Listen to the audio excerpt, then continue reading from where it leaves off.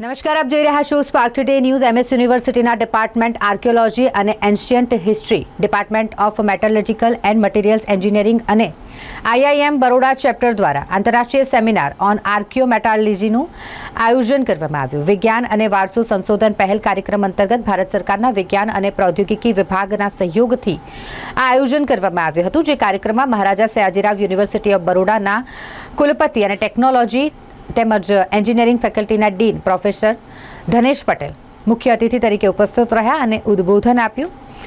જ્યારે સહ આયોજક અને આર્ટ ફેકલ્ટીના dean in-charge professor doctor Kalpana ગાવલીએ પણ ઉદ્ઘાટન ભાષણ આપ્યું. સેમિનારના સંયોજક અને આસિસ્ટન્ટ પ્રોફેસર ડોક્ટર સુનિલ કહારે આ સેમિનાર માટે સ્વાગત સંબોધન આપ્યું હતું.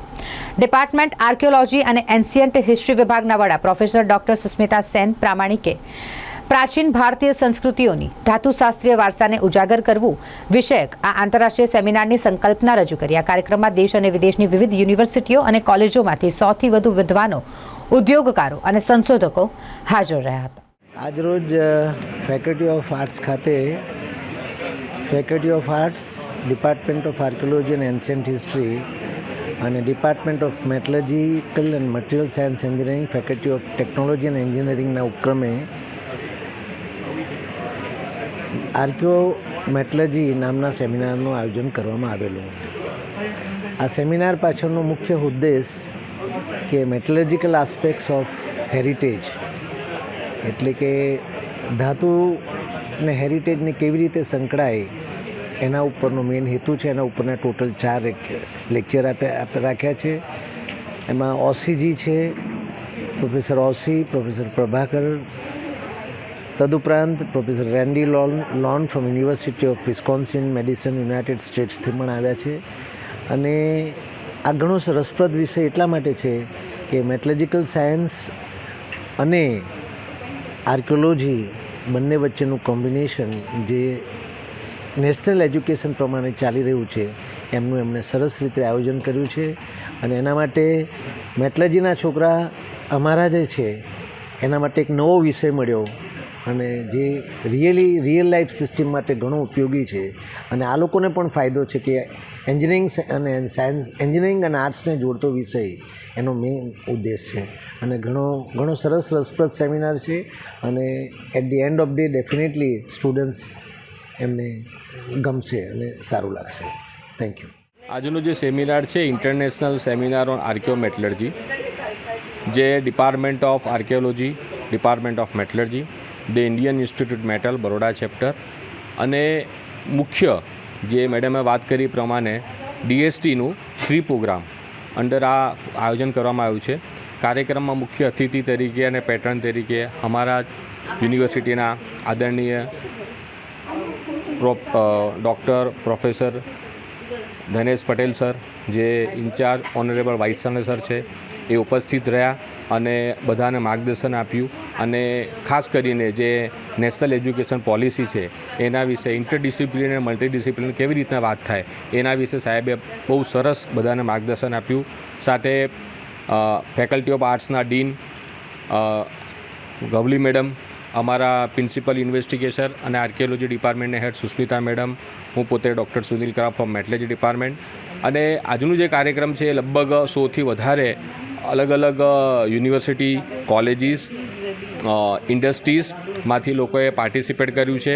અને કાર્યક્રમનો મુખ્ય ઉદ્દેશ છે કે આદરણીય પ્રધાનમંત્રી મોદીજીએ જ્યારે આપણે નેશનલ એજ્યુકેશન પોલિસીમાં ઇન્ટરડિસિપ્લિનરી કામની જ્યારે વાત કરી છે એ માધ્યમથી આજના જે સ્પીકર છે, જે મેડમે આગળ અમને જે બતાડ્યું કે ફોરેનથી બી સ્પીકર આવ્યા છે અહીંયાથી, એટલે બંને મેટલર્જી અને આર્કિયોમેટલર્જિકલ, એટલે એન્શિયન્ટ સમયમાં, અર્વાચીન સમયમાં ભારત જે છે આપણને ગર્વ લેવાની વાત કરવું છે કે ભારત એટલો મહાન છે કે આપણે જે 1500 વર્ષ પહેલાં, હું એક વાત કરીશ કે આયર્ન પિલર છે દિલ્હીનું, જેને અત્યારે 1500-1600 વર્ષ થઈ ગયા છતાં એને કાટ નથી લાગ્યું.